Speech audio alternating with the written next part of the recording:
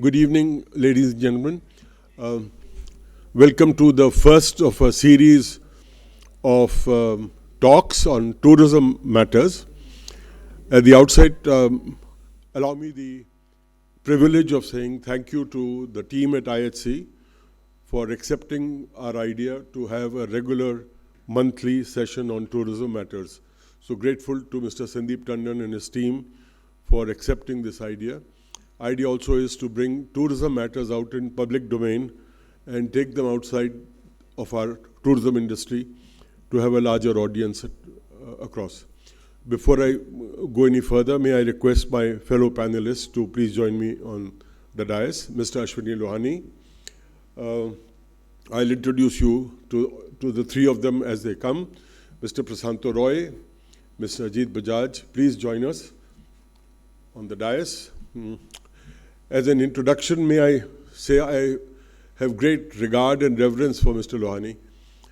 He is an exceptional person who has had a very distinguished experience across a wide spectrum of tourism and travel verticals. From when I knew him, he was the managing director of Madhya Pradesh Tourism Development Corporation. And later he was also chairman of Air India.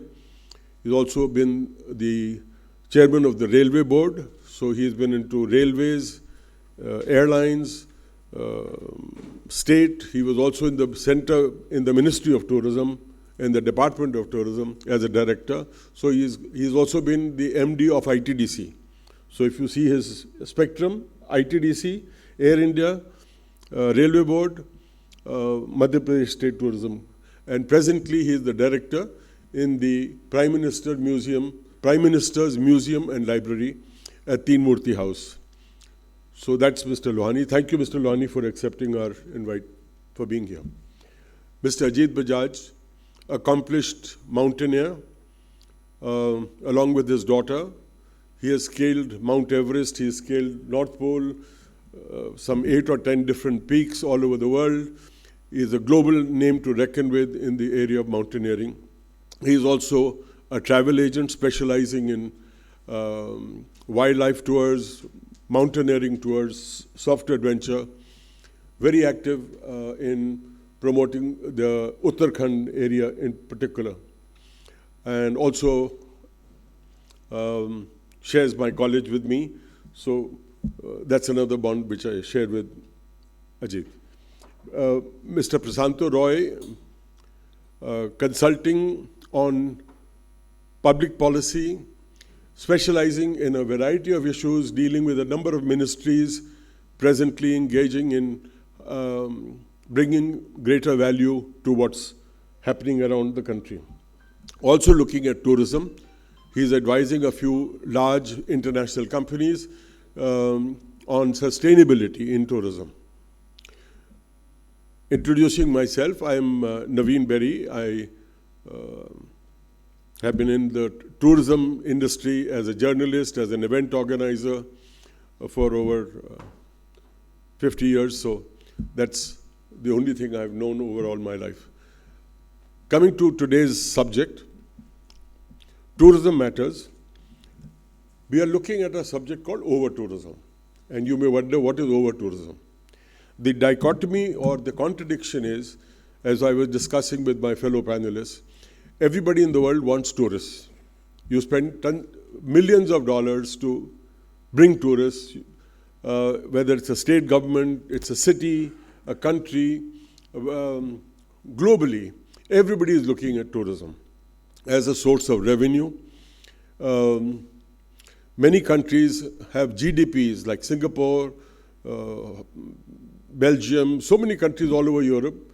They are sustained, the economy as a large part is on tourism. Even closer home, Nepal, Sri Lanka thrive on tourism. Thailand has a notable presence on tourism, so has Dubai. So you have everybody vying for the tourist. And then you see somebody like Jeff Bezos, the founder of Amazon. He was getting married about a month or two ago in Venice. And all over the city, there were posters saying, "We don't want you to come here." There were protests on the street wanting him to go anywhere else in the world but not Venice. Now, what is happening in our own country? I've just got a few scribbles here to share with you the magnanimity of the issue of over-tourism. Cite one example.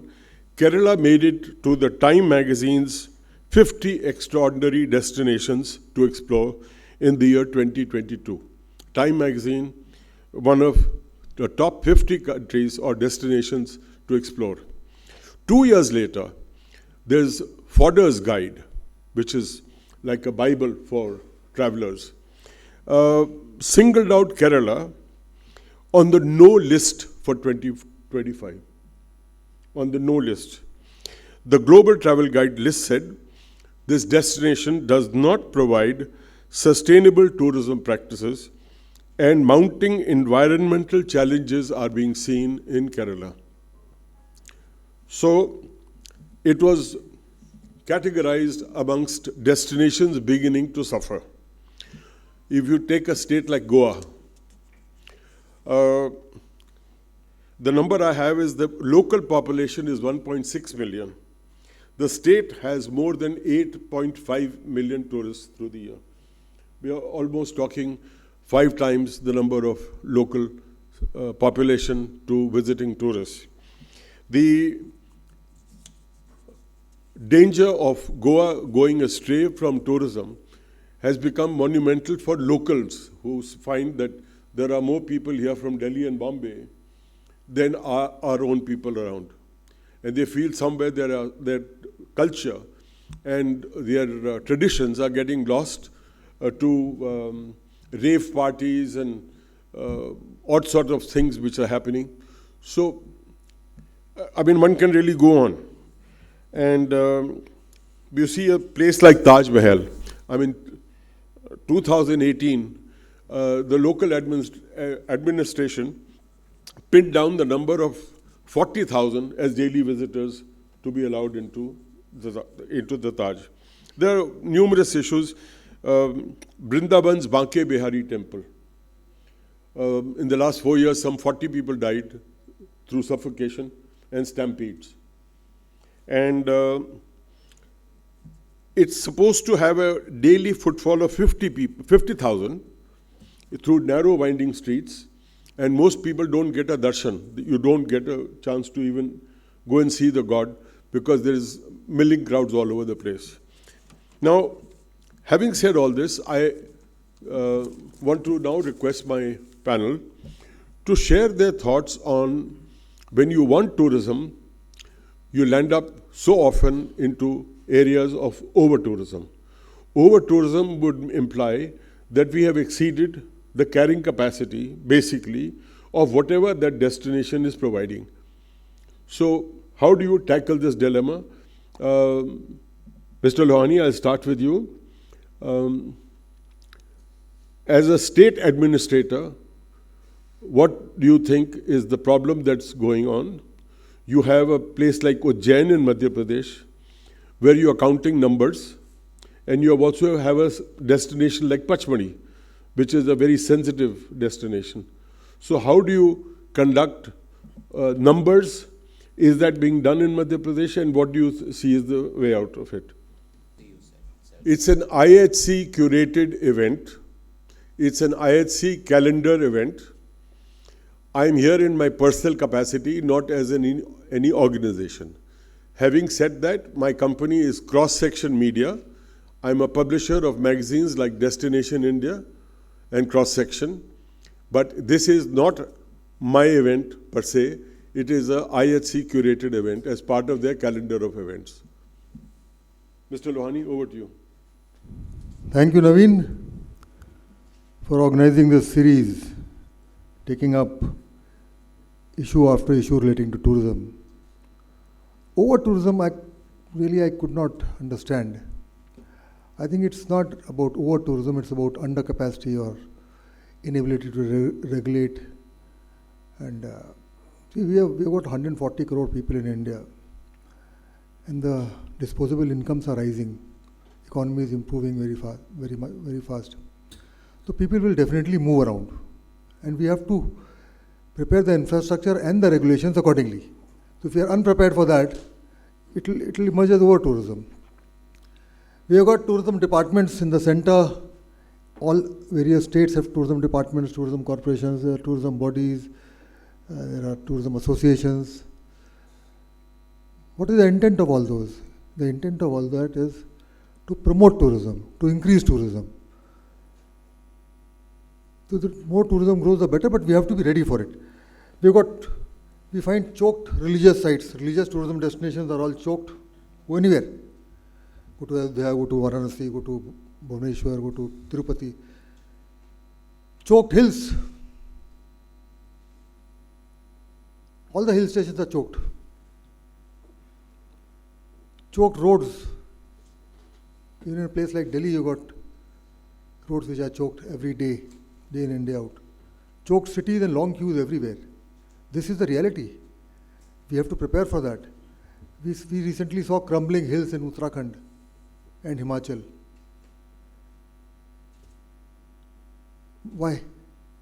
Because of over-construction, unregulated construction. That is why the hills are crumbling. We have seen building of 4-lane, 6-lane highways in hills. Hill stations were connected in the late 19th century. All the five hill stations were connected with the plains by means of narrow gauge lines. Now we are finding broad gauge railways going inside hills.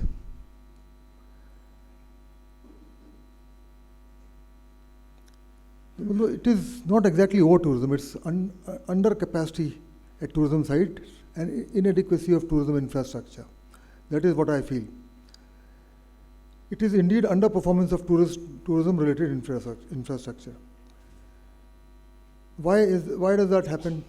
Because it's indeed easy to focus on what is easy and not do what is difficult.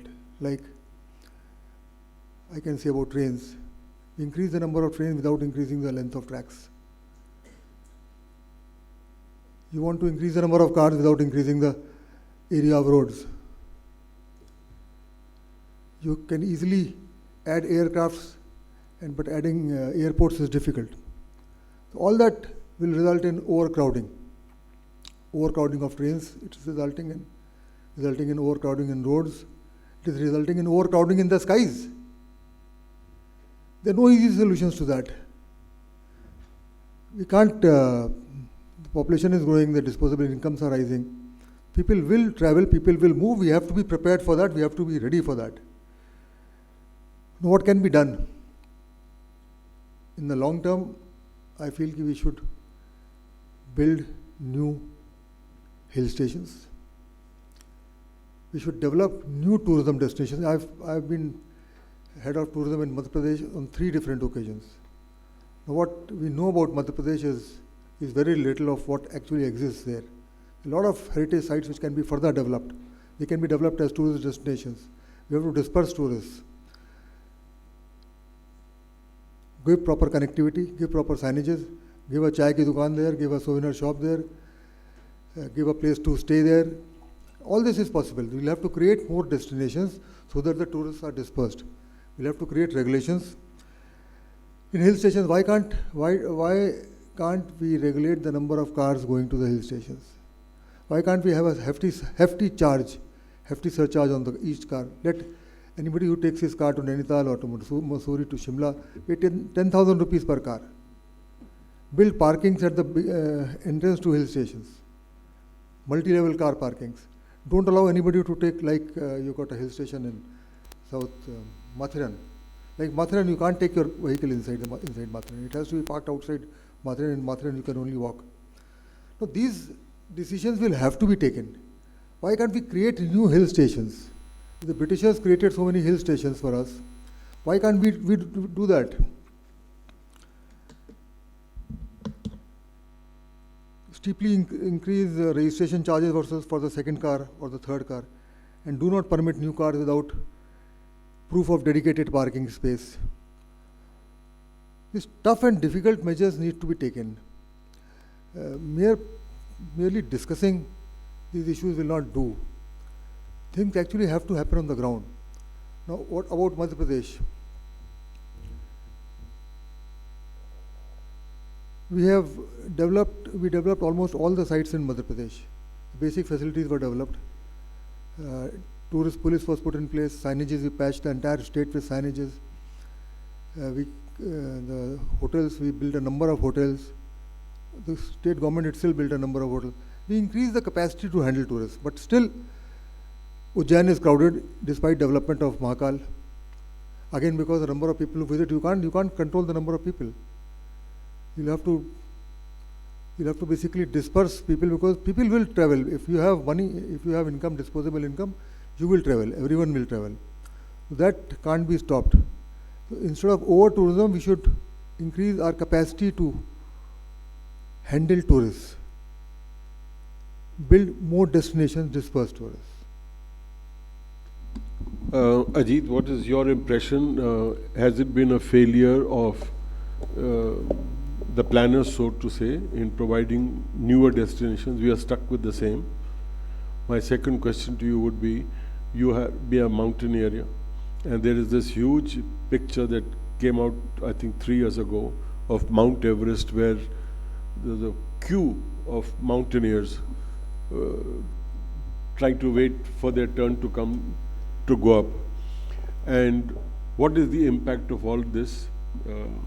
Can you also have more Mount Everest, has more destinations? Is that the answer? I'd just like to begin by, the United Nations World Tourism Organization, their definition of over-tourism, they say it's over-tourism when excessively influences perceived quality of life of citizens and or quality of visitor experience in a negative way. Yeah, that's the impact. But then again, the art of tourism is about inviting discovery while preserving what makes a place worth discovering.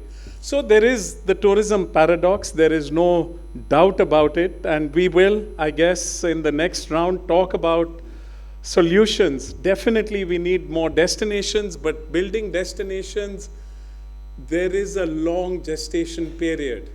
But coming close to a topic very close to my heart, you're talking about Mount Everest. So as you know, Mount Everest demarcates, the summit of Mount Everest demarcates the boundary between Nepal on the south side and Tibet, I like to call it Tibet, on the north side, right? So you can climb from the traditional route, which is what Sherpa Tenzing and Sir Edmund Hillary used way back in 1953 to get to the top, or the north face and the northeast ridge.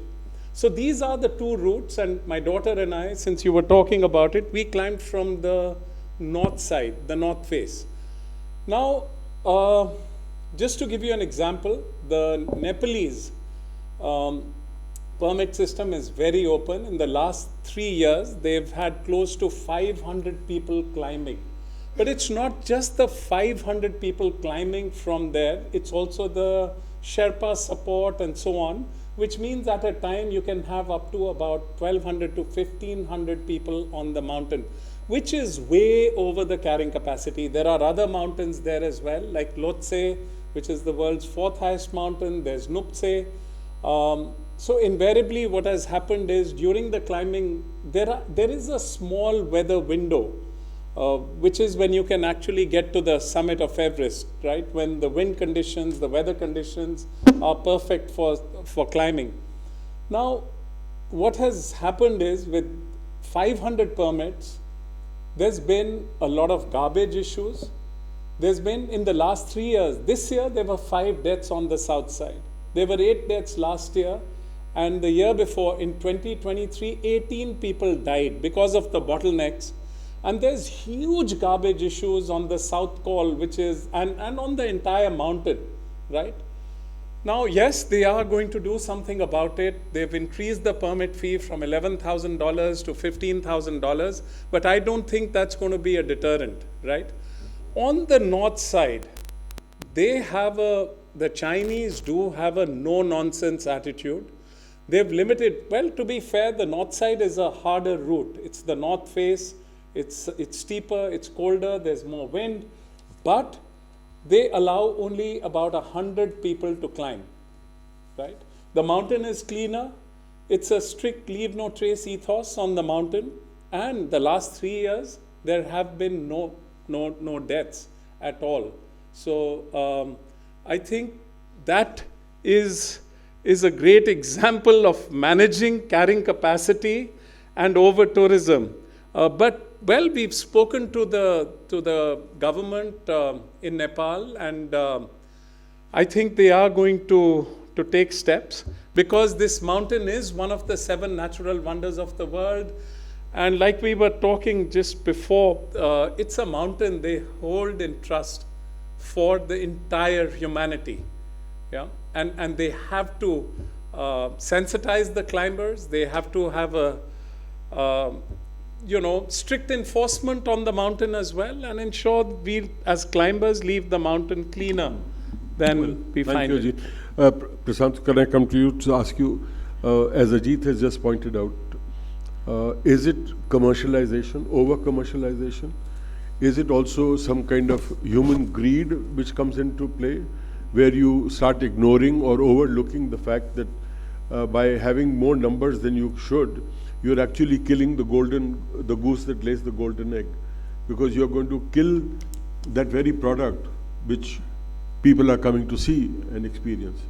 And my last point is that he talked about the rates being increased from $11,000 to $15,000. In our monuments, for instance, we have rates like 50 rupees to enter a monument. Except for the foreigners. No, except for the foreigners. So, do you think pricing, you just raise the rates and make it difficult for a commoner to come and deprive him of seeing the Taj Mahal?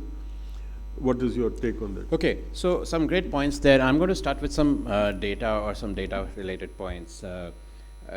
What is over-tourism in terms of numbers? I was part of this small meet, which was a very nice conversation between Ajay Banga of the World Bank and Shireen some months ago. And among other things, Ajay made an interesting point. He said that where I live, New York, we get 62 million tourists in a year. India gets 10 million. Okay, now this caused a lot of consternation, and there was blowback from the ministry, and government people said that we don't really want all those numbers. We are fine. We have so many people in the Kumbh Mela, we have so many people, etc. Now, obviously, that's something that the tourism sector doesn't quite agree with, because they are looking at the quality of tourism and tourists, the spending capacity, the people who are passionate about tourism, ecotourism. So it's not just a numbers point. Okay, now supposing we want to get from 10 million to even 30 or 40 million, okay, yet we are talking of over-tourism in certain pockets. So over-tourism is not an average. Okay, I mean you have tremendous under-tourism or huge capacity to actual tourism gap as an average across India, especially when you look and see that the total inbound tourist numbers of India, yes, it's at 10 million. It is far less than almost any major city in the world, any major tourist city in the world, whether it's Bangkok or whatever. So there's a huge discrepancy and disconnect there. And obviously what's happening here is that there is, for a number of reasons, and we've looked at some data and so on, and we can talk about some of those reasons, people are just focused on a few destinations. Now, one example, for example, is Delhi. Delhi government recently did a tourist kind of meet to try and look at this problem. And the problem statement for Delhi is that almost everybody flies in through Delhi, but they're not necessarily coming to Delhi, the inbound global tourists, right? They're going to Uttarakhand, they're going to Rajasthan, UP, lots of places, maybe even Madhya Pradesh. So how do you actually not stop them? How do you make them stay for 2 days in Delhi and tell them that Delhi is also a tourist spot? Just as an example, I mean, there are many countries which have looked at this problem. Okay, I won't take up things like Bhutan, where they've got an aggressive cap, 200,000 tourists a year. They have got a couple of $100 per night fee and all of that. So Bhutan is capping its total numbers across. That's not something we are talking of doing. Japan looked at its problem of overcrowding and so on in certain places and realized that 75% of overnight stays were in 5 prefectures.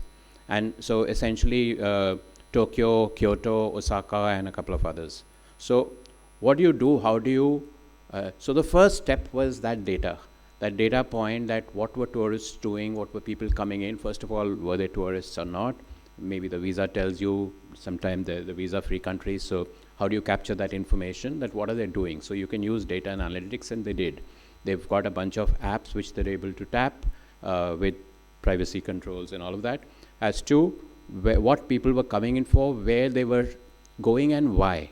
Okay, and they put in an aggressive program to use that data to promote other destinations. Okay, and to get to some 60 million, so double the number of tourists, etc., in the next 2-3 years. It's been a fairly successful program. Those things, of course, this is the analysis point is data, but you know, the action is not all data, right? It is things like free flights, subsidized flights to smaller places, to other places which are outside these, you know, or even the Shinkansen, the bullet train. You know, you give cheaper tickets, or you give access from those bullet train routes to other cities which are subsidized. So there's a bunch of things that they've done which is worth looking at. The data, and I work with a lot of global firms. They have a lot of data. These firms are including the travel aggregators, people like Expedia, or the payment companies, Visa, MasterCard, etc. That data, they have specific tourist data which shows spending patterns and so on. So it's actually possible to, if we recognize, agree, and declare, yes, we do want to increase inbound tourism, which is something that we are not very clear about at present in terms of government statement, because spend has stopped, inbound promotion has stopped, has slowed down, has reduced drastically. There's almost a negligible budget for India's inbound promotion in foreign events and all of that. But by and large, the tourism sector does believe that inbound tourism is important. So if there's a recognition and acknowledgement of that, then you've got to start looking and tapping data to see how do you actually go beyond this golden triangle or a bunch of hill stations and so on. Yeah. And just one last point is that, you know, I think Ashwani's point that build more places, I would say leverage, promote those places. I spent a few days last week in Jharkhand in a place called Netarhat. It's a hill station. It's a beautiful place. And there are hardly any people there. I was happy that it was not like Nainital. But the fact is it's there and it's completely under-leveraged. I mean, you can average somewhat and you can get some more people there. Well, Prasanto, just to put this into perspective as far as Indian tourism is concerned, inbound is a small portion.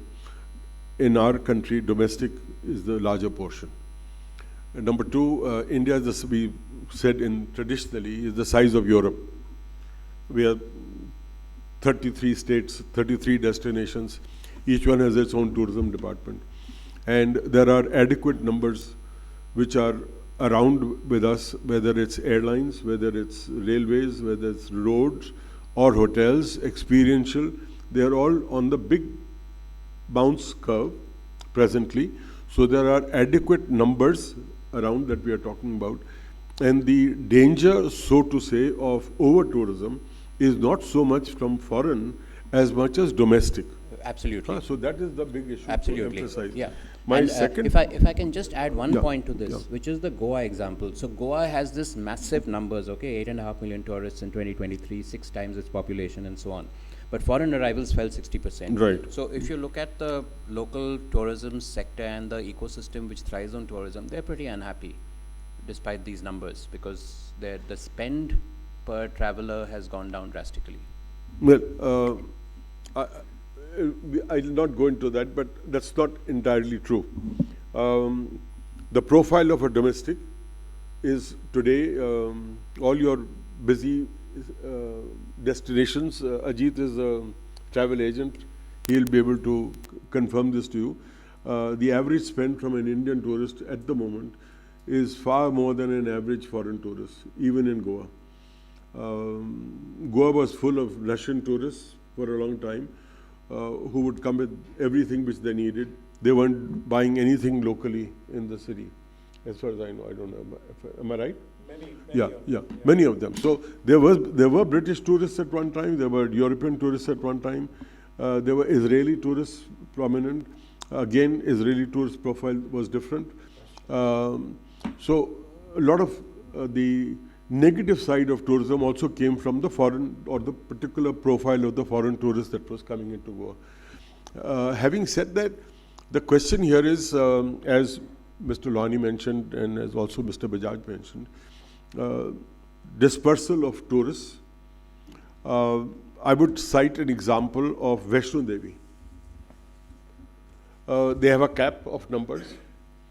You are not allowed to start your darshan walk from the base if the tourist number has already gone over for the day. You may have to wait for 2 days, 3 days at the point of entry if your number is reaching saturation point. They control the numbers right up the route of the pilgrimage. It's built that way. Hanji? It's built that way. You can control the road. Yes. So every destination has some points of entry. So Goa may have, say for instance, I'm talking Goa, probably 4 roads that enter Goa from different states. You can control numbers. You can have a website which talks about numbers that you have reached. Some kind of a controlling mechanism can be made available. And today, as Prasanto is saying, with so much of data crunching available with you, you can make this even available as you used on apps to say that you want to go here. People are going into Shimla without even a hotel booking. And they're landing up there without a hotel because all hotels are sold out. And they're spending the night in their cars. So that's the kind of lack of information available, and how there's some statistics to talk about the water capacity in Shimla. Some 3 years ago, there was no water in the hotels because I think if the water capacity was 40 something, the requirement went up to 100. So there was no water in the city. Ajeet, comments on that? Absolutely. I think there are many global best practices. Yes. But before I get into that, I'd just like to share with you the Ministry of Tourism and the Federation of Associations in Indian Tourism and Hospitality have this very audacious goal of tourism becoming a $3 trillion economy by 2047. We talk about Viksit Bharat, right? Which and is 100 million tourists. That's 100 million inbound tourists. Yeah, and Viksit Bharat 2047 is targeting 100 million inbound tourists. Yeah, and the domestic international tourists to India. Because I was involved with the tourism ministry when the international arrivals were less than 2 million. We were stuck at 1.8 million. Now, we did some research. We found out that the number of foreign tourists who come to India is directly related to the number of air seats between India and the rest of the world. Directly, there is a direct relation. Increase that number of seats because you are operating at load factors of 95%, 90%, 95%, beyond which it's impossible to increase the numbers. As large airports got built, more flights happened between India and the rest of the world, the numbers have gone up. Even now, it depends on your capacity at airports and the number of seats which ply between India and the rest of the world. That is how you are stuck at 10 million. Increase that, the jump in the number of tourists coming to India, it can be directly related to the development of the airport at Delhi, airport at Hyderabad, airport at Bangalore, airport at Mumbai. It can be directly related. That is, but the issue of over-tourism is not because of international tourists, because there are only 10 million. Absolutely. About 100 crore Indians travel, out of 140 crores. And that is why you see crowding. And this crowding is not at archaeological sites. Archaeological sites, you can even now go to Red Fort and have a good walk around. Issue is at religious sites, religious destination sites, because that is where the bulk of tourism of India is, at religious tourism sites, and in the hills, all hills. There the problem is major. That is what has to be handled. Ajeet, how do you react? So I'd like to share a couple of global best practices. I was just going to ask you. Yeah. the problem of numbers, forget foreign, domestic, not an issue. Right. A tourist is a tourist regardless. Yeah. So how do you have examples, say in a sanctuary or in a reserve, how are they controlling numbers and how they're ensuring the experience is genuine and pristine still? So two global best practices. One is Machu Picchu, the Inca Trail. As you know, Machu Picchu is a 15th century United Nations World Heritage Site, and high up in the Andes, what they have done, the way the Peruvians manage the Inca Trail is a great example. And I think these are examples we can, so how they manage is, they've got visitor quotas. So to go to Machu Picchu, they allow 5,600 tourists per day. There's a time slot entry and limited duration of stay. Then there are zoned circuits, so multiple fixed routes to disperse visitors, right? And only advance permit. So you cannot, there's only online ticketing, no walk-ins. So it's not about you get there and you pay double the amount and you're allowed to go in. It's only online. And of course, they have regular, they monitor closely. There's regular capacity studies and so on, and very, very strict rules. You can't carry food up there, and no large bag, not even tripods, because they feel, it's an ancient Inca site. Another good example is one of the 7 summits. It's the Mount Denali in North America. So again, the Americans, I feel they manage climbing Mount Denali in an exceptional manner. So they allow, the climbing season of Denali is from April till July, right? They allow only 1,500 permits during the climbing season. Before you're allowed to climb, the park rangers, they have a briefing with you. They sensitize you. And everything is carried out of the mountain, including human waste. And any team, you cannot have more than 12 climbers there, right?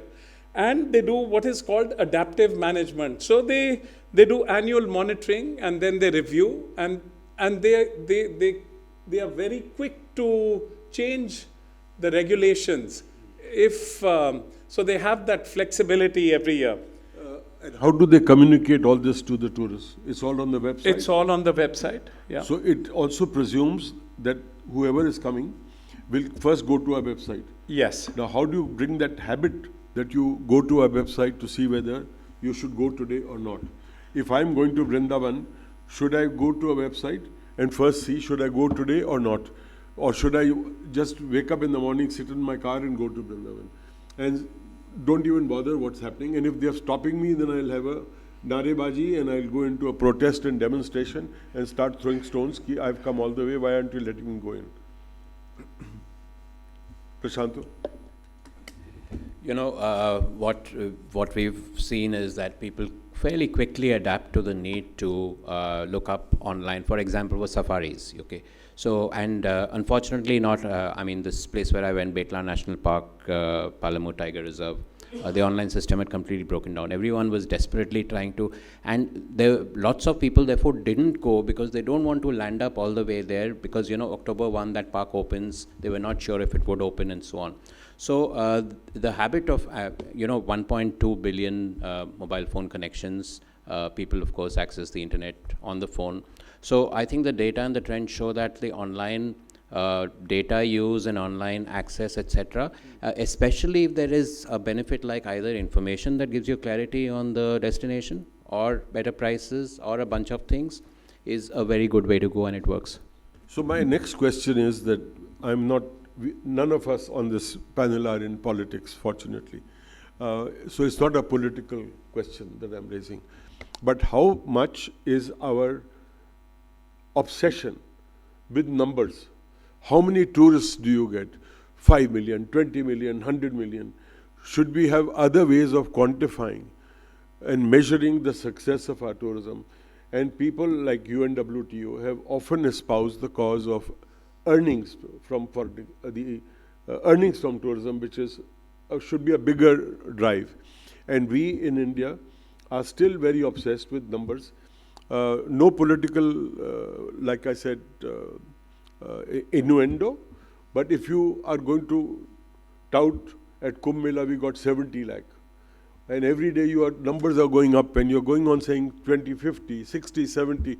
If that is the criteria of success, then we are already creating the trap for ourselves to say that numbers matter and not the capacity.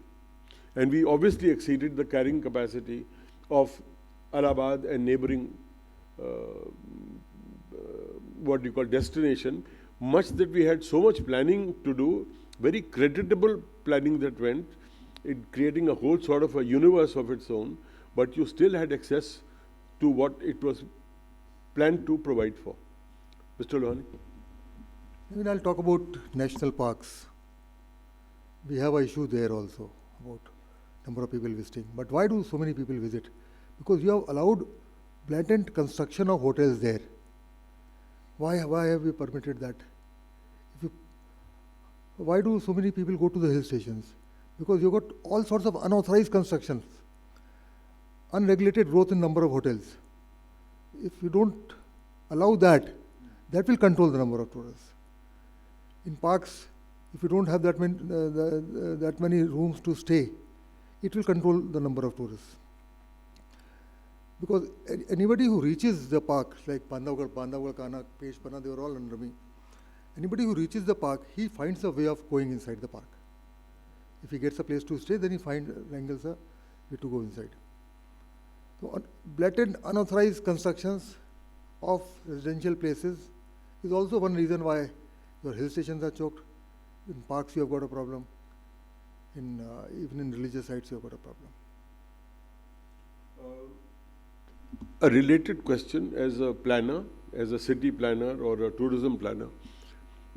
All these hotels that come up in pristine areas like the hills, for instance, concentration in a place instead of saying, yes, I'll give you a license to build a hotel, but go another 5 kilometers down. Instead of having one single road having 200 hotels on it, and all the entry points get choked, there are honkings, everything gets disturbed. Is that kind of a possibility somewhere, Ajeet? Would you say? You have got a lot of experience in Rishikesh and Upper Himalayas there. Absolutely. But if I may come to your previous question, which to add to what Mr. Lohani said, that is there another approach other than the numbers approach? Right. So the United Nations World Tourism Organization, they have as you're aware, the Tourism and Travel Development Index. So it's not all gloom and doom for India. Our ranking, pre-COVID ranking on that, and there are 17 pillars of that index. And India's ranking before COVID on that index was 54. And last year, we've improved our ranking to 39. And it measures the visitor experience, it talks about sustainability, and how you're managing carrying capacity and all of that. So I think we are sensitive. Our Ministry of Tourism is looking at these, at some of this, the Tourism and Travel Development Index. But definitely, I think a lot more needs to be done. No, allow me to interrupt perhaps and say that going up the ladder on that index is 100% an indication of the growing infrastructure that we are seeing, which is making connectivity possible, which is making road connectivity, air capacity, all those factors are coming in, where ease of travel is obviously coming through. So there's no denying that bit. But what is happening is that over-tourism is not an issue for India as a whole. It is confined to certain pockets. And so obviously when you refer to not all is doom, obviously no. But the doom is in these pockets, not nationally. Nationally, tourism is prospering, as we said earlier in this discussion. There's all-round growth of travel and tourism for all reasons, for all travelers, which is undoubtedly happening. The concern here is in these pockets. The concern here is for, say, Char Dham. The concern here is for Dehradun-Mussoorie highway. The concern is here for Shimla as a hill station.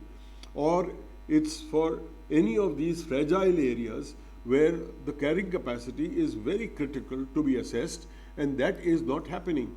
So that is what we are discussing.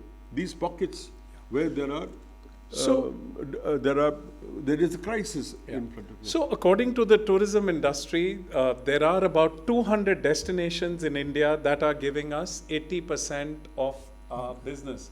And I think we do need to focus. These are destinations where there is an issue of overcapacity. And I do feel that we need to focus on these 200 destinations. Very recently, the Ministry of Tourism, they are looking at developing 50 new destinations, and they are looking at doing it properly across India.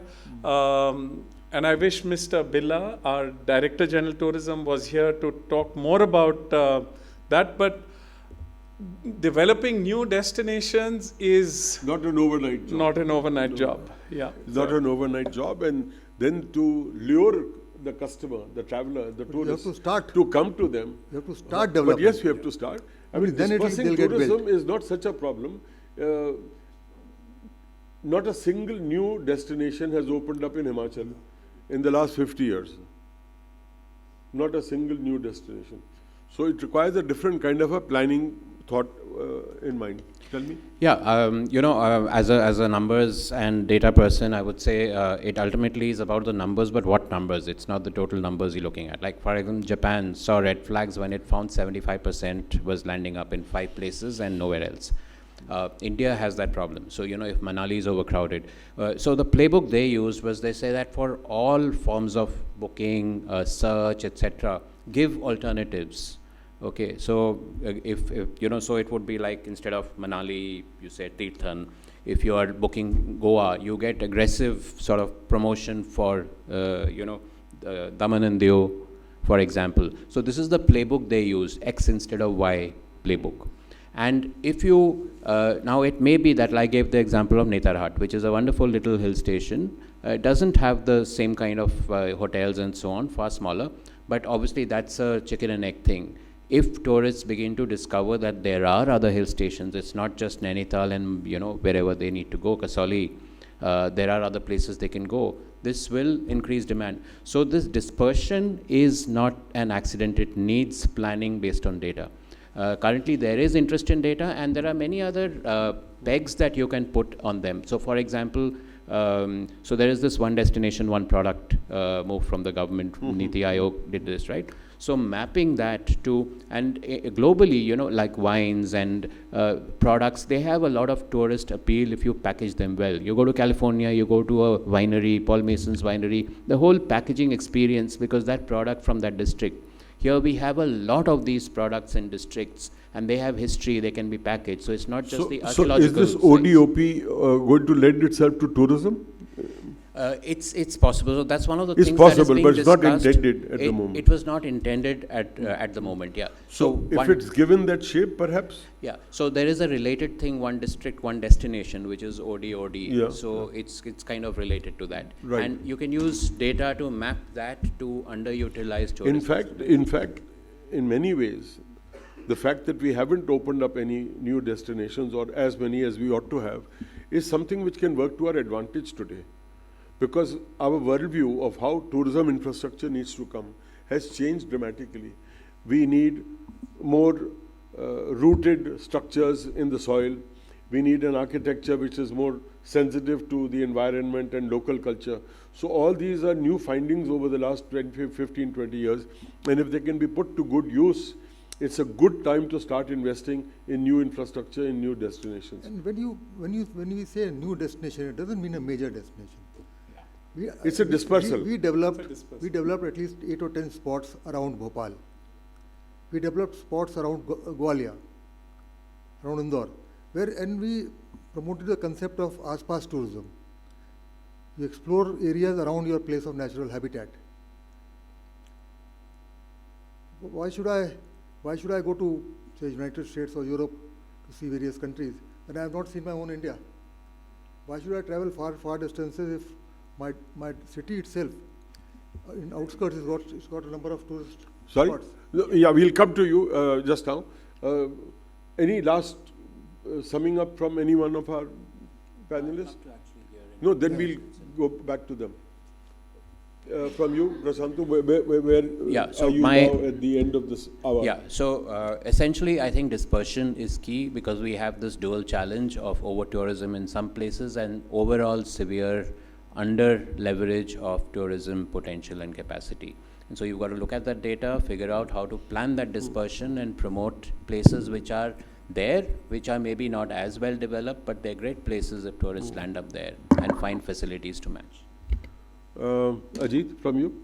So I would say, closing thoughts, I think presently there is a top-down approach in our country. I feel all stakeholders have to come together, the government. Most important is the local communities, the tour operators and the tourists. I think there is need for awareness campaigns for tourists. But most importantly, what the government can do is carrying capacity studies and strict enforcement, set visitor limits. And, there's a lot that can be done, but I think it has to be teamwork. All of us have to come together. But it's most important to listen to the local communities. I would say that has to be the key factor. Yeah. Mr. Lohani? I think we have to look at pockets where you really get over tourism. Parks, hill stations, and religious tourist destinations. And we should make a to-do list. A single-page to-do list has to be there with the nodal authority on tourism in each state. They should have a clear plan.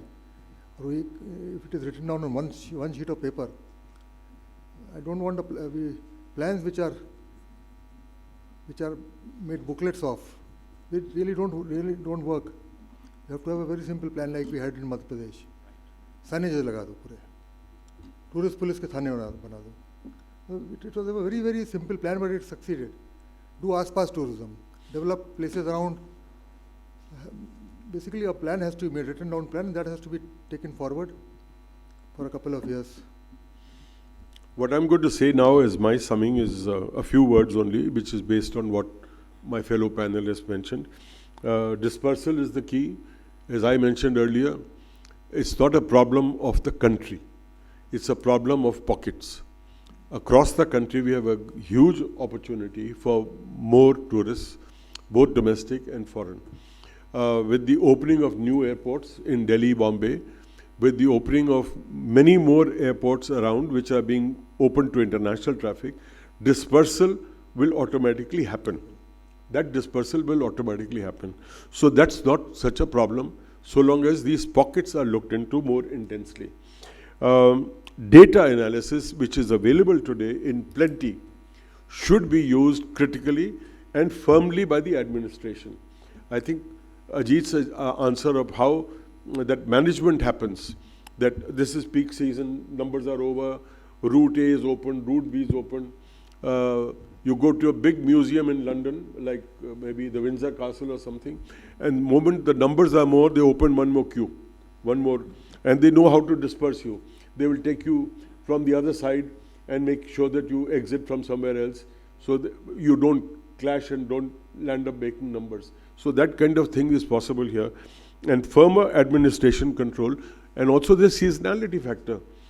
What Ajeet talked about, dynamism in terms of controlling numbers, that should also come into being. And I think using apps, using websites for information. So admin needs to be firm in mind how much we need to bring in today or not. So having said that, can I say thank you to my fellow panelists, and we now very gladly open this. Yes. नमस्कार, मेरा नाम सुशील द्विवेदी है और मैं urban development and infrastructure sector से 40 साल से काम कर रहा हूं और मैं तो आज इस कार्यक्रम के लिए लोहानी साहब की वजह से आया हूं। ये रेल के भी मालिक रहे हैं, जहाज़ के भी मालिक रहे हैं और टूरिज़्म के भी मालिक रहे हैं। और एक जो आसपास टूरिज़्म की बात, लोहानी साहब ने लास्ट वर्ड इनका यही था कि एक टूरिज़्म डेस्टिनेशन है चित्रकूट, आधा उत्तर प्रदेश में आधा मध्य प्रदेश में। तो लोहानी साहब ने वहाँ तो काफ़ी कुछ कर दिया, लेकिन उत्तर प्रदेश में जहाँ एयरपोर्ट भी बन गया है और उसका एयर स्ट्रिप भी जितनी रिक्वायर्ड लंबी होनी चाहिए तो वो भी कंस्ट्रक्शन हो गया है। रेल भी जाती है, एक रेल जाती है दिल्ली से, और जो उसका रूट एयर स्ट्रिप का एयरपोर्ट का किया गया है वो लखनऊ से चित्रकूट, इलाहाबाद से चित्रकूट है, जो कि 15-20 मिनट की फ़्लाइट होती है, वो भी बंद हो गई है। तो इसका रूटिंग अगर मुझे लगता है अश्वनी साहब होते तो शायद दिल्ली, खजुराहो, चित्रकूट, बनारस करते। ट्रेन जो अगल बगल से वंदे भारत निकल जा रही हैं प्रयागराज से या झांसी से या सतना से, रीवा से, वो चित्रकूट पहुंच सकती हैं। तो ये जो गैप्स हैं, ये जो गैप्स कर देने के बाद तो कुंभ प्रयागराज का इतना बड़ा वो हुआ है और चित्रकूट में कोई ट्रैफिक गया ही नहीं है। मतलब जाम तो चित्रकूट तक लगा हुआ था, that is a 1.5 hours stay. तो जो ओवर क्राउडिंग के अलावा जो है अंडर यूटिलाइज्ड डेस्टिनेशन साइट्स हैं, instead of new attempting new one which big job, जो एग्जिस्टिंग इंफ्रास्ट्रक्चर है उसको स्ट्रीमलाइन करने की जरूरत है। नहीं, तो हम जो कह रहे हैं ना कि जो नई डेस्टिनेशंस खोली जाएं, वो नई डजंट नहीं मीन खुली हुई है साहब, उनको new destination doesn't mean green field, it doesn't mean कुछ नहीं है जहाँ पे वहाँ जाए। बहुत कुछ है which have not been open to tourism, like Chitrakoot, that has the potential and it should be exploited. ये जब तक we are on the same page. जब अयोध्या में एयरपोर्ट बन गया तो बहुत क्राउड हो गई। बिल्कुल। वहाँ पे जितने दिए अब जलते हैं, चित्रकूट में हर अमावस्या को उससे ज़्यादा दिए जलते हैं। लोहानी साहब जानते हैं। तो मेरा लोहानी साहब से रिक्वेस्ट है कि अगर कुछ कर सकते हो, अभी भी गवर्नमेंट में ही हैं आप, तो इस रूट को या उसको करने की कृपा करेंगे। धन्यवाद। क्योंकि आप तो सब जगह रहे हैं सर, जहाज में भी, रेल में भी। हवाई जहाज तो हर जगह नहीं जा सकता। नहीं, वो बिकॉज फाइनेंशियल वायबिलिटी उसकी बहुत ही कठिन होती है। नहीं, वो रूट सेटिंग की है, वो तो खैर आप ज़्यादा जानते हैं, मैं तो जानता नहीं हूँ, लेकिन अगर चित्रकूट गैप कोई मिटाने वाला काम ज़्यादा है। नहीं, your point is very valid and I am sure you will have some influence on him. I wish he had started an airline by now already and he would have taken a... Yes, please. Yeah. So my name is Atul Sareen. I have been in advertising for most of my career, and my agencies, a lot of them have advertised in your publications, travel clients of mine over the years, but many years ago. What I am going to say is that I think there is a basic problem with a cohesive plan overall. These are all bits and pieces ki infrastructure ko develop kar do, ye kar do, wo kar do, idhar udhar kar do. What is missing to my mind is a complete plan where all these stakeholders are involved. I know that's going to be a very difficult task, but that is the only way it's going to work. Now, I'll just give you one example. 12 years back, I had gone to the Kumbh Mela in Allahabad, okay? And it was a great experience. Great means it was a very good experience. Second time I went was in February, this time, where the Kumbh Mela was touted to be one of the best planned events, and it is a flagship event as far as India is concerned. If we can't, and it was a horrible, horrible, horrible experience. If we can't do that right, I don't know what we can. Because if you can't plan for that, we know this is coming, we know that these systems have to be put in place. There was no water, there were no loos, there was nothing. It was a terrible experience. If you can't handle that, I'm sorry, it's not a very good thing for the country. See, this is a tough one. Our worry is that tourism is a state subject. There are some states in India, like Kerala, Madhya Pradesh, Mr. Lohani was there, Rajasthan and so on, that have a very proactive, professional approach to it.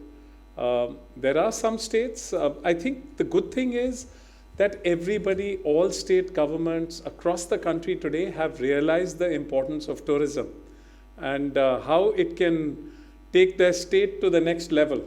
But yep, some of these problems do exist. It's not an easy solution, and maybe we can carry on the discussion offline after this. Yeah, Mr. Lohani, would you like to, since you've been The issues which you pointed out, basically governance-related issues. How decisions get. Yeah, I know. Yeah, you are not concerned, but the fact remains. Yeah. And it's not that I went in cold. I made a booking with Thomas Cook, a company like Thomas Cook.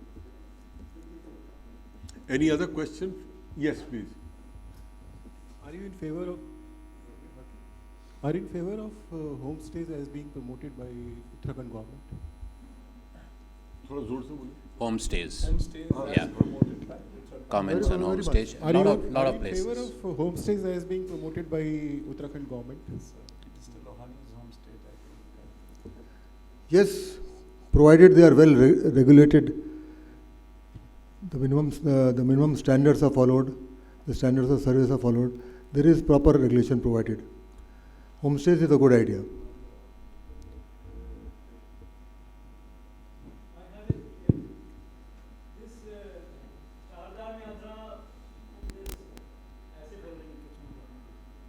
And this Char Dham Yatra and this Kumbh Mela, you said, Vaishno Devi, they come under pilgrimage or tourism?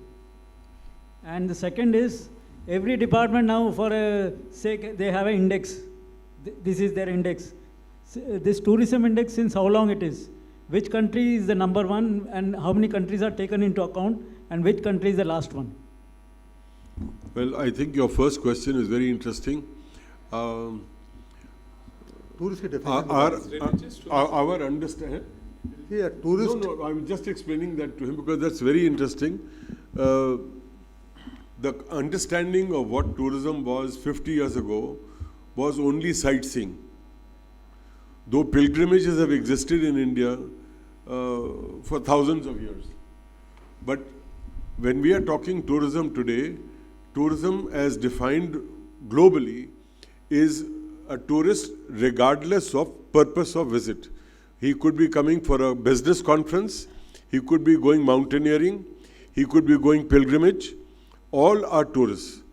So if you are going to Rome to pay obeisance to the church and do prayer, you are still a tourist. That's globally, so all is tourism. Anybody who spends 24 hours outside his place of natural habitat is defined as a tourist. That is the WTO definition. That is a modern definition. WTO.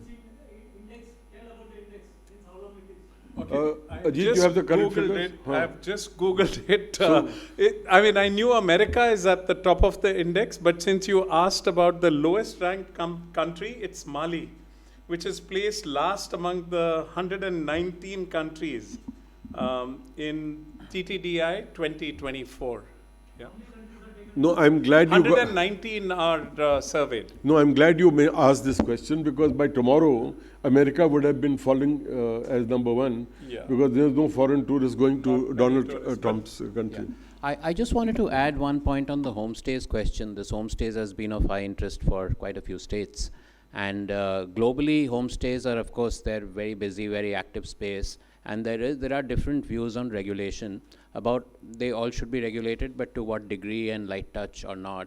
Because the other view is that keep it light touch, and there are platforms which ultimately, the Airbnbs and so on, where people look up ratings and so on, as long as there's a base level of regulation. So in the states that we are seeing, whether it's Goa, etc., there are different degrees that they are, kind of planning in the level of regulation that they want to put. Oversight should be there. Some sort of oversight, and then it's left to the platform. It can be a voluntary oversight, like the star classification of hotels. Right, absolutely. So star classification, the customer feedback, etc. on the platforms. That's one that obviously is not in the regulatory domain, but that's in the domain of customer-based ratings and so on. Because there may be some who don't even provide food, for example. Now your regulation can say that no, you must provide a breakfast if it's like a B&B classification or whatever. Or it can say, no, it's just absolute basic safety, security, hygiene levels. I'm not sure how much of that is actually being followed on the ground. It's fairly new on the homestays. No, specific I mean, there are regulation aggregators, there are probably 100, 200 people who have acquired inventories of 50, 40 properties. Yeah. And there is no regulation going on for them. I just want to add though, when Mr. Lohani was in Madhya Pradesh, I think it was a shining example of how to get it right. The way, I remember I visited him once in his office, and he had a to-do list on a whiteboard, and I think the way he was able to improve the image of the state as a top tourism destination of the country, Madhya Pradesh, Desh ka, Hindustan ka dil. I think that is a shining example of how to get it right. And perhaps I think it'll be great if you can share a little more about how you were able to transform Madhya Pradesh tourism. Some other forum. Okay. Sorry? Some other day. Some other day. Okay. So, with the, yes, please. Can you bring the mic here, please?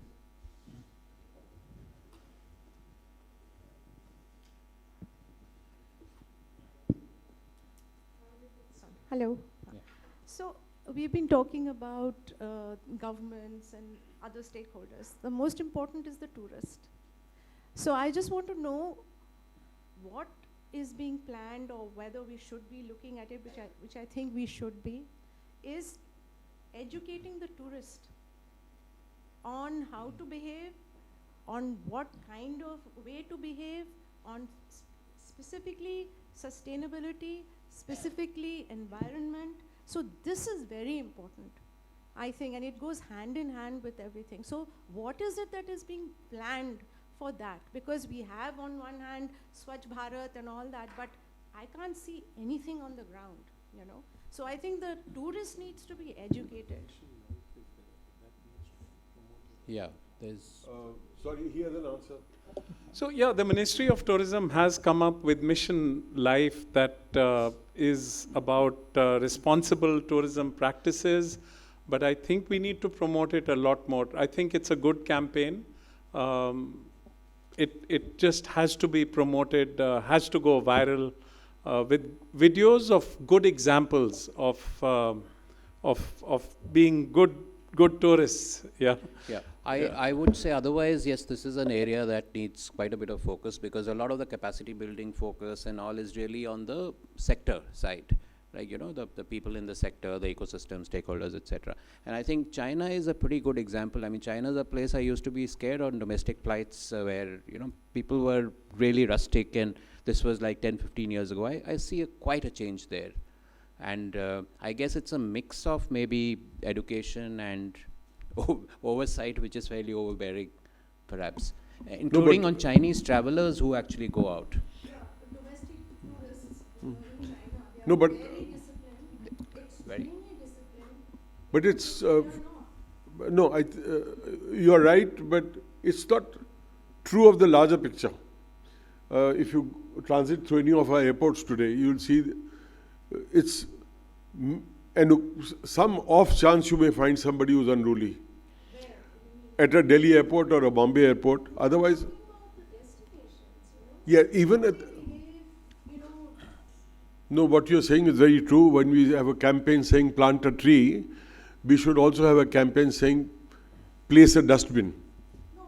So you won't find dustbins. If you go to any local market anywhere, there's no dustbin. The concept doesn't exist. Fundamental issue. So Yeah, I think that's a significant point. My name is Prince Tomar. What do you do? I study border culture, and currently I'm working on an article. It is about border tourism in Ladakh. So this topic is closer to my heart and also to my head for now at least. So I just have a few big question marks on some of the comments that were made. So for example, you talked about dispersing tourism and how this could help with over-tourism, because that's how the conversation began. We have already had major situation in many foreign countries like Italy, like in Spain, where over-tourism has been there for a long time and they haven't been able to quote-unquote manage the tourist exactly. So is this a right approach for us? We are a country of 1.5 billion people. Most of our tourists are from this country. They don't consider it tourism. Somebody going from Noida to Banaras is not, it's not tourism, it's just visiting their parents or visiting their family. So even though the World Bank definition of tourism is anyone who spends more than a night abroad or any place which is not home, for a lot of tourism activities that we do domestically, it doesn't really specifically fit into that definition of them being called tourists. So I was just these questions are just around the framework, for example. So you mentioned the example of Machu Picchu, which is a great example, but most of the tourists going to Machu Picchu are also foreign tourists. They're not local tourists. And Machu Picchu is specific, it's a very, like it's a unique situation. It's not really possible to implement that in a situation like India. Another example would be of, for example, is like, what was it?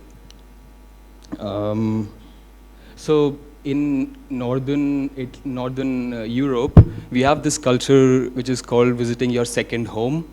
So instead of traveling, what these people do is they just go and they live somewhere. And these second homes are in places which are not tourist locations. These are usually remote locations, for example. So could this be an approach that we take? You also mentioned example of Japan from the white paper that was published last year. 70% of tourists who go to Japan, they spend most of their time in these major cities. But these are international tourists. And it's easy to educate international tourists about where to go, about giving them incentives, cheaper tickets. How will we do this for Indian tourists? I mean, I like the comment that she made. Most of my time in the Himalayan region, in Ladakh, in Uttarakhand, where I have done field work, most of the foreign tourists who visit there, they are exploring trekking trails, they're exploring monasteries. But most of the Indian tourists who are visiting, they're visiting there for just weekends, from Delhi, Bombay, Bangalore. These places have become, I mean, no judgment, but these places have become spots for drinking and partying. And this is majorly for Indian tourists. You mentioned Goa as well. Goa is the same thing. Russian tourists have been in Goa for a long time, and they have spent so much time there. And yes, they do spend less. I've spent a couple of weeks in Goa. They spend much less than Indian tourists. However, we have seen a change in culture. We have seen an amalgamation of local Goan culture and Russian culture bringing together. So let me ask Prasanto to answer and respond to you, because I've seen him nodding his head a couple of times as you spoke. Please, yes. So Prasanto. I will No, start. I'll just lead with, and This is the last question. yeah, and would be happy for this pitch in. Dispersion is, so the dispersion thing, so you've got to see where it works. Bhutan cannot take dispersion as an answer. So Bhutan has taken a different approach because they're very limited in terms of capacity. India is very different. Okay, now some of the smaller European countries, and you got to look at Europe in the larger context. Okay, as Europe, it's like a very large country which you can equate with India or whatever. As far as India is concerned, you have to look at dispersion and see where is it a low-hanging fruit. How can you, we're not talking of creating alternate destinations. One example I gave was Delhi, where dispersion would mean catching the inbound tourist or inbound tourists, including people who are just flying in from other places to travel to Uttarakhand, etc., and telling them that there's great stuff to see here, which they may not be aware of in terms of facilities, etc., or in smaller hill stations and places where you tell even the local tourists. So it's a mixed bag. Okay, you can't take dispersion is not easy. It's not just a data analytics thing. You've got to provide those facilities. If people feel those facilities are not there, or a particular road access does not have, it's not a great road, it doesn't have toilets, etc., then it's a problem. So you've got to make that and promote that. So dispersion is a good answer for a country like India, but it has to be approached in a planned way. Anyone would like to add into that? I'll just echo what Prasanto said, that dispersal has to require a lot of innovation, a lot of dynamism, and it will have to be, as he used the word, low-hanging fruit. So can there be a slight dispersal from, say, the ridge in Shimla? Can there be a little 2-3 other hills away from the main hill? Can they be promoted to divert when the traffic is crossing its saturation point, it's a good point at that time to divert. So it will require administration working in sync with industry, and industry has to support. And somewhere where the lady mentioned about good tourism sense, a lot of that responsibility must come from the industry also. Absolutely. To educate. I remember when India became independent, Krishna Menon was our foreign minister, and he created a little booklet of do's and don'ts for young IFS officers. When you're posted abroad, what are the do's and don'ts, how to conduct yourself. So when somebody is buying a car, Maruti and all should be told, it should be mandatory that they have to circulate a little book on what is good traffic sense, what is bad traffic sense. Similarly, hotels can talk about what is good traffic, good modality of tourism, what is not. It's not just about saying I observe the good rules, but also inculcating some more values amongst the travelers. So having said that, thank you very much for being such a patient audience. And I was seeing a lot of numbers around here. I think we was, what, 350, 400 in the hall right now? So thank you everyone, thank you very much. No over tourism here. There's no over tourism.